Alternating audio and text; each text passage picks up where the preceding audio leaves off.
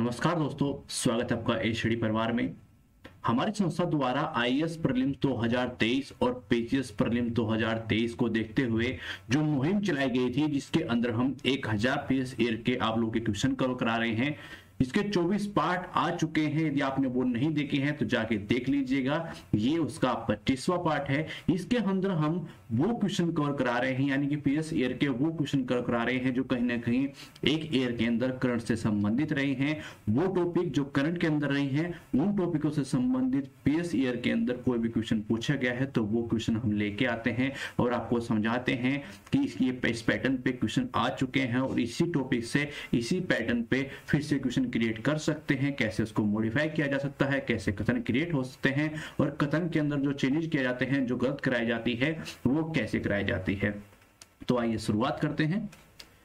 पहला जो क्वेश्चन है जो 2011 के अंदर पूछा गया था कि समावेशी विकास के सरकार के उद्देश्य को आगे बढ़ाने में निम्नलिखित में से कौन मदद कर सकता है। यानी कि जो समावेशी विकास है, सरकार का जो उद्देश्य है समावेशी विकास का, उसको आगे बढ़ाने में निम्नलिखित में से कौन मदद कर सकता है। 3 कथन दिए गए हैं, तो आइए चेक कर लेते हैं क्या क्या दिया गया है। पहले में दिया गया है कि स्वयं सहायता समूह को बढ़ावा देना। दूसरा, सूक्ष्म लघु और मध्यम उद्यमों को बढ़ावा देना। तीसरा है कि शिक्षा का अधिकार अधिनियम को लागू करना। यानी कि यदि 3 कार्य सरकार करती है तो वो समावेशी विकास को बढ़ावा देगी। पहले देख लेते हैं कि समावेशी विकास क्या होता है और कैसे इसको बढ़ावा दिया जा सकता है। देखिए, समावेशी विकास एक ऐसी अवधारणा है जो आर्थिक विकास के दौरान आर्थिक सहयोगियों, यानी कि जो सहभागी होते हैं उनके लिए समान अवसर को आगे बढ़ाती है और उसका लाभ समाज के प्रत्येक वर्ग तक पहुंचाती है। ठीक है, स्वयं सहायता समूह एमएसएमई को बढ़ावा देना या शिक्षा का अधिकार अधिनियम के कार्यान्वयन करना सभी समावेशी विकास को बढ़ावा देने में सहायता करते हैं। तो आइए अब देख लेते हैं इसका आंसर। कथन में क्या क्या दिया गया था? स्वयं सहायता समूह को बढ़ावा देना, तो बिल्कुल ये भी सही है। यदि हमें समावेशी विकास में करना है तो हमें स्वयं सहायता समूह को बढ़ावा देना होगा। सूक्ष्म लघु और मध्यम उद्यमों को बढ़ावा देना, शिक्षा का अधिकार अधिनियम को लागू करना, तो ये तीनों ही सही है और हमसे सही पूछा गया है, तो ये इसका आंसर हो जाता है डी। आइए अगले क्वेश्चन की ओर बढ़ते हैं। अगला जो क्वेश्चन है कि निम्नलिखित में से किस ग्रह में प्राकृतिक उपग्रह या चंद्रमा की संख्या सबसे अधिक होती है। यानी कि उपग्रह की संख्या पूछी गई है। जो ग्रह हैं जैसे पृथ्वी है, बृहस्पति है, मंगल है, शनि है, शुक्र है, इनमें सबसे ज्यादा किस ग्रह के उपग्रह हैं। जैसे हमारा पृथ्वी का चंद्रमा है, तो ऐसे किस ग्रह के उपग्रह हैं। और ये क्वेश्चन आया था 2009 के अंदर। उस टाइम पीरियड पे जो सबसे अधिक उपग्रह थे वो बृहस्पति के थे, मगर हाल ही में उस टाइम पीरियड के बाद और अन्य उपग्रहों की खोज हुई। उसके बाद क्या परिणाम निकल के आए हैं, आइए थोड़ा देख लेते हैं। देखिए, बृहस्पति के 79 चंद्रमा है, यानी कि उसके 79 उपग्रह हैं, जिसमें गैनीमेड भी शामिल है, जो सौरमंडल का सबसे बड़ा चंद्रमा है। यानी कि जो गैनीमेड है वो सबसे बड़ा उपग्रह है। सौरमंडल में जितने भी उपग्रह हैं वो उनमें सबसे बड़ा है। ठीक है, मंगल ग्रह के 2 चंद्रमा है, यानी कि 2 उपग्रह हैं, फोबोस और डीमोस। ठीक है, शनि ग्रह की बात करें तो उसके 82 चंद्रमा है, यानी कि 82 उपग्रह हैं। इसे सबसे अधिक चंद्रमाओं वाला ग्रह माना जाता है। तो यहाँ इन आंकड़ों से आपको क्या दिखाई दे रहा है कि शनि ग्रह के सबसे अधिक चंद्रमा है, यानी कि सबसे अधिक जो है वो उपग्रह है। मगर जब ये क्वेश्चन 2009 के अंदर पूछा गया था तो उस टाइम पीरियड पे सबसे अधिक जो उपग्रह थे वो बृहस्पति के थे। बाद में कुछ ग्रह खोजे गए जिससे निकल के ये आया कि शनि ग्रह के सबसे अधिक उपग्रह हैं। तो जिन लोगों ने इस क्वेश्चन को 2009 में अटेम्प्ट किया था उसके अनुसार ये आंसर था बृहस्पति। मगर फिलहाल के टाइम पीरियड के अनुसार क्या आंसर है? फिलहाल टाइम पीरियड के अनुसार आंसर है इसका शनि, यानी कि सी इसका आंसर है। ठीक है, आइए आगे बढ़ते हैं। अगला जो क्वेश्चन है कि निम्नलिखित में से कौन एक अंतरिक्ष यान है। ठीक है, इन 4 विकल्प हमारे सामने दिए गए हैं, इनमें से कौन सा एक अंतरिक्ष यान है, तो आइए थोड़ा सा चेक कर लेते हैं। देखिए, कैसिन ह्यूजेंस अंतरिक्ष अनुसंधान मिशन है, जिसे आमतौर पर कैसिन कहा जाता है। ये नासा का यूरोपीय अंतरिक्ष एजेंसी है, यानी कि ESA, और इतालवी अंतरिक्ष एजेंसी यानी कि ASI के बीच सहयोग शामिल है, जिसके तहत शनि ग्रह और उसकी प्रणाली का अध्ययन करने हेतु एक जांच अभियान भेजा गया था, जिसमें शनि ग्रह के छल्ले और प्राकृतिक उपग्रहों का अध्ययन किया जाएगा। तो ये क्या है? ये कैसिनी जो है ये एक अंतरिक्ष यान है। इनमें से क्या आंसर होना चाहिए था? इसका आंसर है बी, यानी कि कैसनी जो है वो एक अंतरिक्ष यान है। और किसके लिए है? यहाँ आपने देखा शनि ग्रह के लिए। उसके क्या, उसके छल्ले और उसके प्राकृतिक उपग्रहों के बारे में अध्ययन करने के लिए भेजा गया। ठीक है, अगले क्वेश्चन की ओर बढ़ते हैं। अगला जो क्वेश्चन है कि भारतीय इतिहास के संदर्भ में निम्नलिखित में से कौन भविष्य का बुद्ध है, यानी कि अवतार है, जो अवतार आएगा भविष्य में, वो कौन बुद्ध है जो अभी तक दुनिया के बचाने के लिए नहीं आया है, यानी कि अभी तक अवतार नहीं लिया है। इनमें से वो कौन सा अवतार है? तो ये थोड़ा सा देख लेते हैं कि वो कौन है जो अभी अवतार आना बाकी है। बौद्ध इतिहास और परंपरा के अनुसार मैत्रेय जो है बुद्ध को एक बोधिसत्व माना जाता है जो भविष्य में पृथ्वी पर प्रकट होंगे, निवारण प्राप्त करेंगे तथा पृथ्वी के लोगों को धर्म की शिक्षा देंगे, जैसे कि शाक्य मुनि बुद्ध ने किया था। तो वो कौन है? वो है मैत्रेय। ठीक है, उनका आना बाकी है, वो बौद्ध भविष्य के होंगे, वो आएंगे मैत्रेय।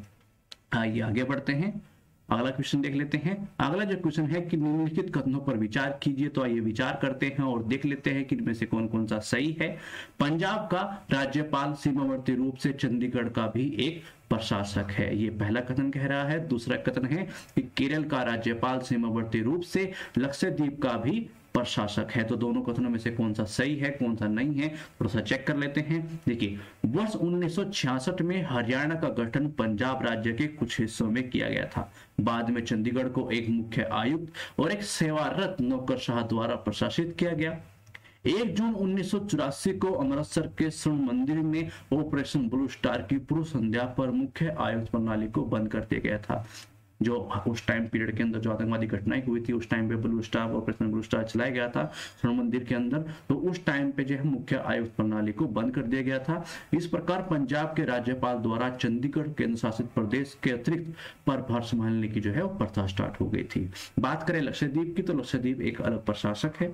ठीक है, और इसका एक प्रशासनिक मुख्यालय भी करतीक में स्थित है। तो जो दूसरा कथन है कि केरल का राज्यपाल सीमावर्ती रूप से लक्षद्वीप को भी प्रशासक है, तो ऐसा नहीं है। पहला कथन दिया गया है कि पंजाब का राज्यपाल सीमावर्ती रूप से चंडीगढ़ का भी प्रशासक है, तो ये सही है।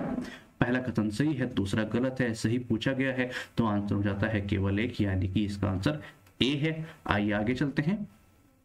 अगला जो क्वेश्चन है कि निम्नलिखित में से कौन बौद्ध धर्म में निवारण की अवधारणा का सबसे अच्छा वर्णन करता है, यानी कि बौद्ध धर्म में निवारण का सबसे अच्छा अवधारणा जो है वो, इनमें से 4 जो ऑप्शन दिए गए हैं वो सबसे अच्छा वर्णन कौन करता है, जो बौद्ध धर्म के निवारण की अवधारणा है वो कौन बताता है।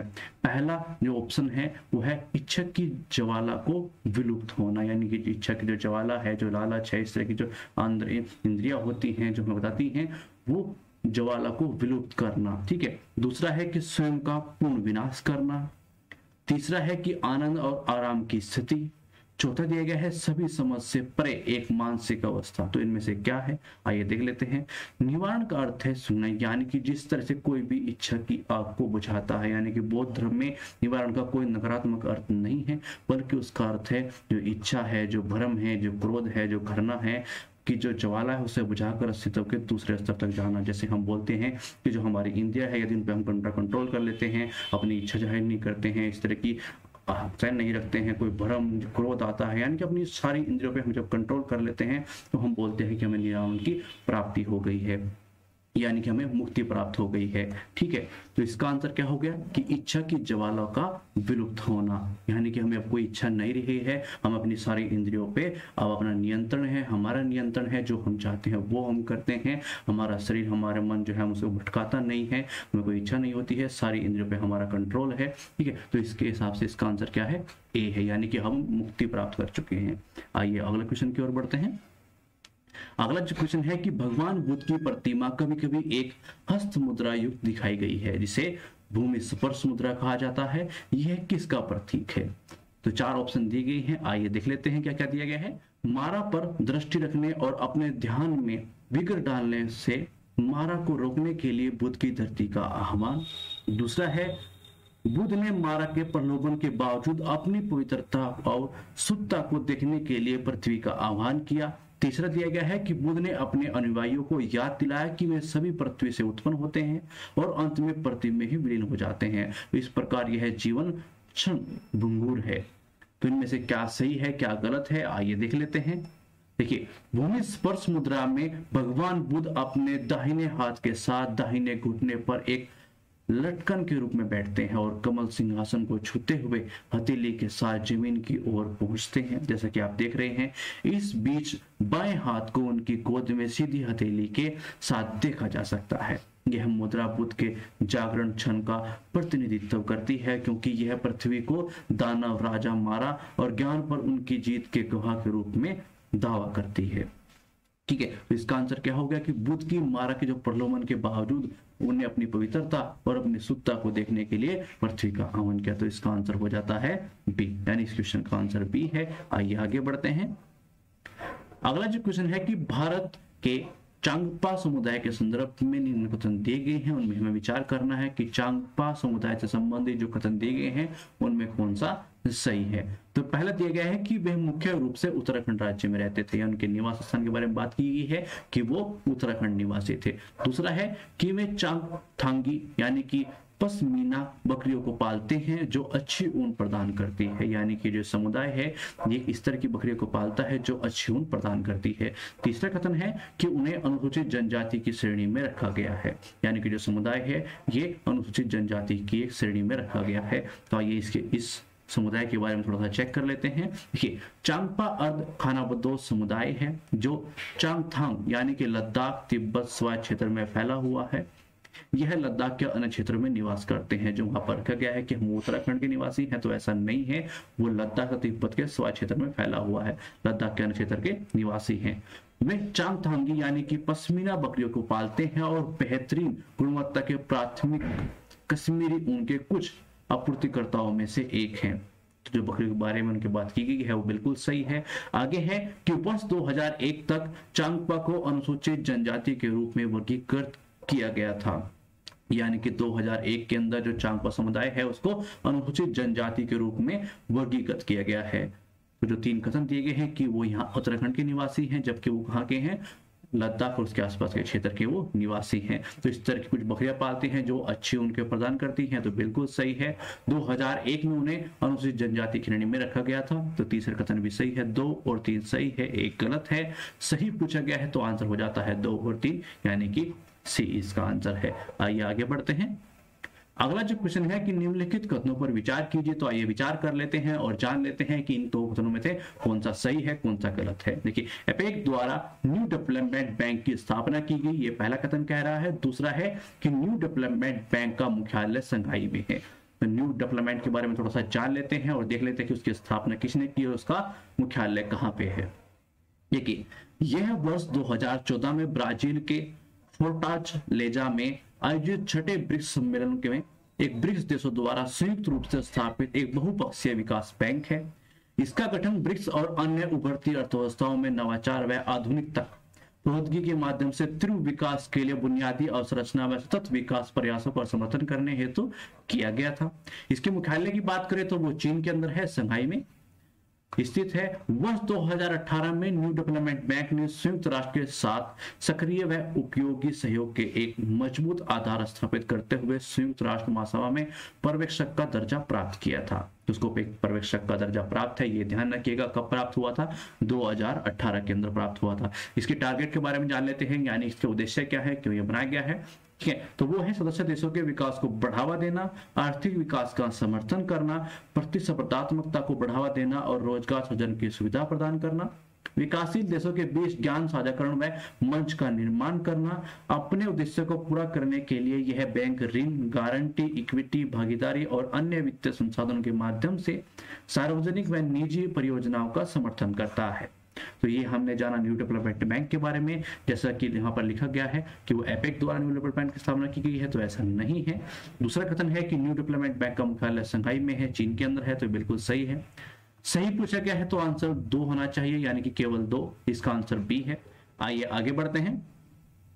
अगला जो क्वेश्चन है जो 2019 के अंदर पूछा गया है कि निम्नलिखित कथनों पर विचार कीजिए। तो आइए विचार कर लेते हैं और जान लेते हैं कि फसल जैव अवशेषों के दहन के कारण वायुमंडल में उपरोक्त में से कौन से निर्मुक्त होते हैं। यानी कि जो फसल जैव अवशेष है उनके दहन कर उनको जलाने के बाद वायुमंडल में उपरोक्त में से कौन कौन निर्मुक्त होते हैं, कौन कौन फैल जाते हैं। तो वो क्या है, क्या वो कार्बन मोनोऑक्साइड है, क्या मीथेन है, ओजोन है, सल्फर डाइऑक्साइड है। तो इनमें से कौन कौन से सारे हैं या कुछ हैं, आइए थोड़ा सा चेक कर लेते हैं। देखिए, फसल अवशेष बायोमास बर्निंग यानी इसको जलाना, वो carbon dioxide, carbon monoxide, methane, वाष्पशील कार्बन यौगिक और नाइट्रोजन ऑक्साइड एक प्रमुख स्रोत माना जाता है।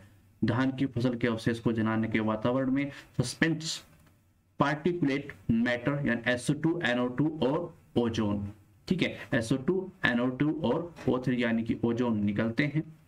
तो जैसा कि हमने देखा कि कार्बन मोनोऑक्साइड भी, मीथेन भी, ओजोन भी और सल्फर डाइऑक्साइड भी चारों जो हैं उसके दहन से निर्मुक्त होते हैं। तो 1, 2, 3, 4 सही है, इसका आंसर हो जाता है डी।